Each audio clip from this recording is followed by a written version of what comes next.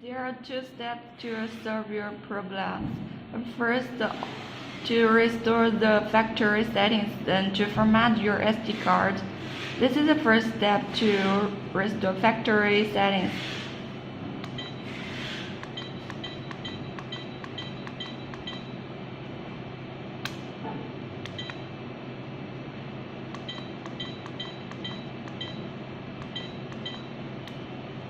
Yes.